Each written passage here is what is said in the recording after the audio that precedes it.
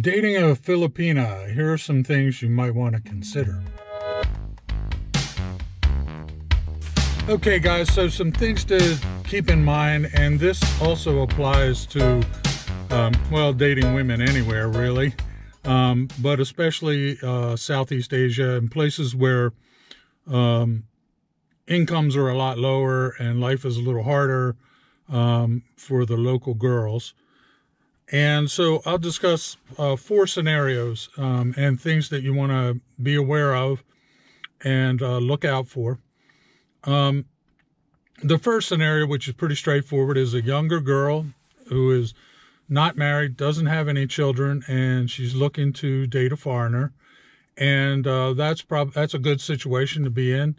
The only thing you want to be careful if you're thinking about marrying her and bringing her to your home country, you may want to think that through real well before you do that. Make sure you know her real well. Spend a lot of time with her, get to know her really well. That's a very good scenario to be in. The other is in the Philippines, they have, there's a lot of what they call overseas Filipino workers, OFWs. And a lot of ladies go overseas to other countries and work. They work in a lot of different jobs. A lot are caretakers and domestic help and things like that. But the thing to keep in mind is their schedules are not as flexible as we are in the United States. So one thing you're going to find is that they do not have the ability to just take off for the weekend. A lot of times they work 6-7 days a week and they don't get any days off.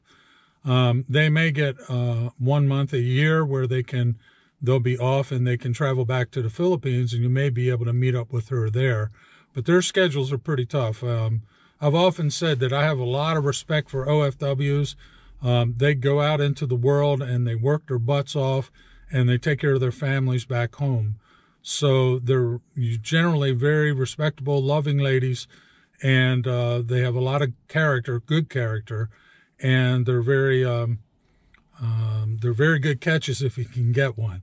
But there are issues that you want to be aware of, that they're not going to have the kind of availability that ladies that live in the Philippines are going to have, okay, because they're going to be tied up with their work.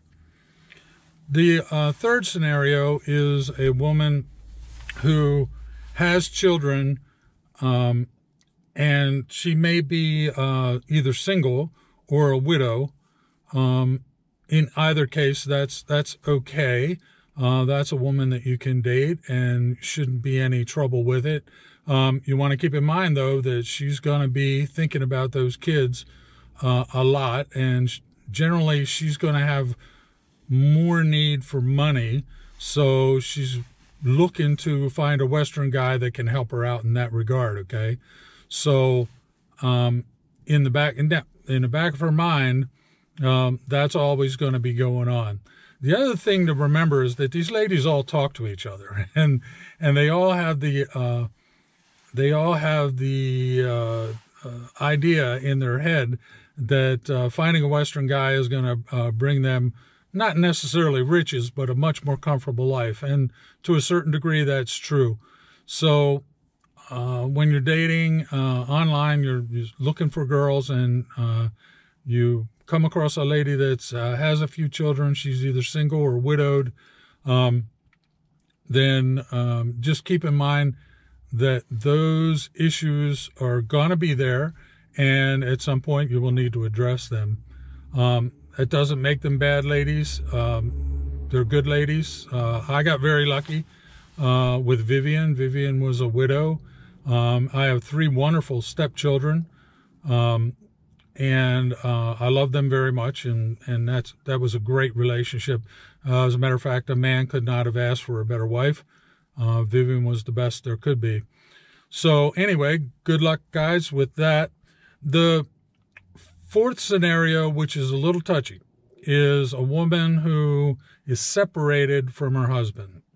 That can get you into trouble. There are a couple of really good documentary videos on YouTube about, I think it was a British guy who had a baby with a woman who was married, and then the husband entered back into the picture. In the Philippines, divorce is still not legal as far as I know.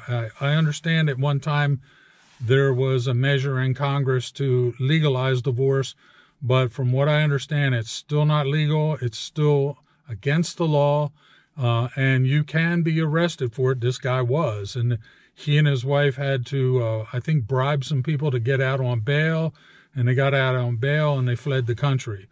So it is a problem to keep in the back of your mind. Sometimes the guy goes away and never comes back, and that's fine. I know some couples that are in that situation and are getting by okay, but they're very cautious about, being public about the fact that they're together. Because if it gets back to the husband, he can and possibly will use that to extort money from you. I think that in the case of the video I was talking about, the Filipino husband wanted like 100,000 pesos, a couple of $1,000, to just ignore the whole thing and go away. And he said that with the cops standing there. He actually came with the police to the place where this couple were living and arrested them. So it can be a tenuous situation. You want to be very careful about that. I guess that's more than 4. But anyway, the last situation is a woman that's married. And in a previous video, I talked about dating scams. She's married and her husband and children are at home, and she's at the internet cafe, hitting on a bunch of different guys. And with the goal in mind there is for her to get them to send her money to the Philippines. She has no intention of meeting the guys or anything like that. So your chances with that woman are very slim. And you wouldn't want to step into that situation either. Adultery is illegal in the Philippines and will get you in trouble. So anyway, guys, feel free to like and share this video. Feel free to drop any comments in the comments section below. Up there somewhere is going to be my ugly mug. Click on it. Subscribe to the channel. I'd love to have you join me. Thanks so much for watching, guys. Bye.